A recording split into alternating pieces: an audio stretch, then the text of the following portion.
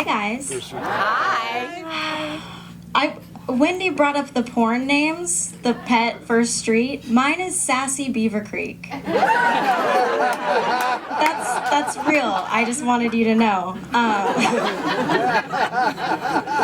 Did you guys drive here tonight? Yeah. Yeah, I did too. New car owner. Yeah. Thank you guys. Before that, I spent my first 6 years in LA busing everywhere. That's the correct reaction. The hard thing about busing around Los Angeles is that you have to decide every time if where you're going is worth being murdered for. And I'm sorry, but like a friend of a friend's baby naming ceremony is not worth it. I can't risk my life to find out how someone managed to work an X into the name Rebecca. I won't do it. So I just make sure that any time I'm busing into a seedy neighborhood in the middle of the night, it's for something meaningful, like Wing Wednesdays at Buffalo Wild Wings. And speaking of hot wings, a while back I was on the bus and I saw this woman. She was like borderline obese, I guess, and she had on multiple winter coats and ill-fitting bikini bottoms. She was just planted in her seat eating hot wings straight out of her purse. And when you see something like that, it makes you wonder, like, what was going on in my seat before I got here? Which I think is the actual scariest thing about riding the bus. Because every time you sit down, you're just hit with the scent of someone eating a Big Mac and then dying instantly. And you're always pretty sure that the seat's wet, you know? You sit down and you're just like...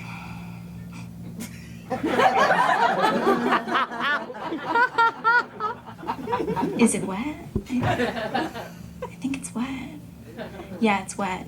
It's so wet. Okay. And then you have to wonder what to do with this hand. It's covered in mystery bus liquid. Do you do the smell test? No. You don't want to know what that smell is, you guys. So, 6 years into living in Los Angeles, I finally know enough people that I've started getting recognized at bus stops.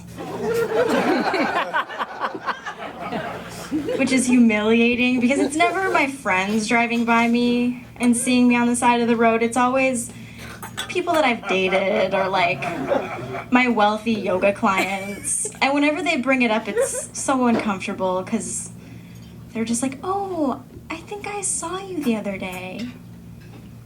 I was driving down San Vicente, and you were just standing there. You were just standing on the corner, which is so weird because it was just pouring rain.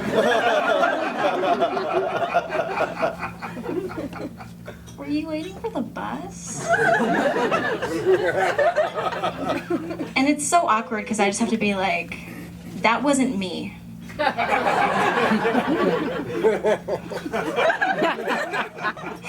No, but so once I realized I can no longer just be anonymously busing around Los Angeles, I started to take some precautions, you know, like leaving extra early so that I can get off 4 or 5 stops early and walk where I'm going. Or like if I suspect someone did see me getting on or off the bus, I have to just find a way to casually mention to them that I plan on being drunk really soon. That way they'll just assume I'm really responsible. Or just like wearing more hats, things like this. But after a while I did start to think about getting a car. And about a week after I began to seriously consider it, I got on the bus and I was headed toward my favorite spot, back left. You can put your feet up, but you're hidden from the sidewalk. And when I got to back left,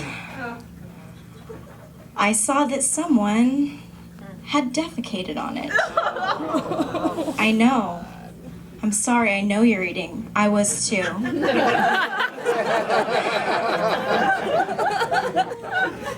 And it's just, it's like, talk about not wanting to know what is going on in your seat before you got there. It is a harsh realization to find out that you share a favorite seat with the man who shits on the bus.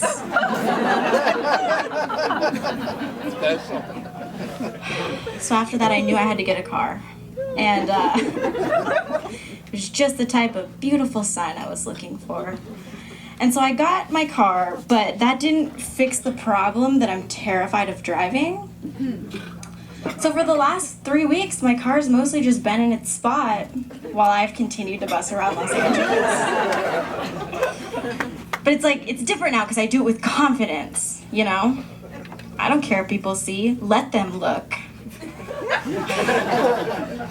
I don't know. They don't know my life. Maybe I love the environment. Maybe I have a DUI.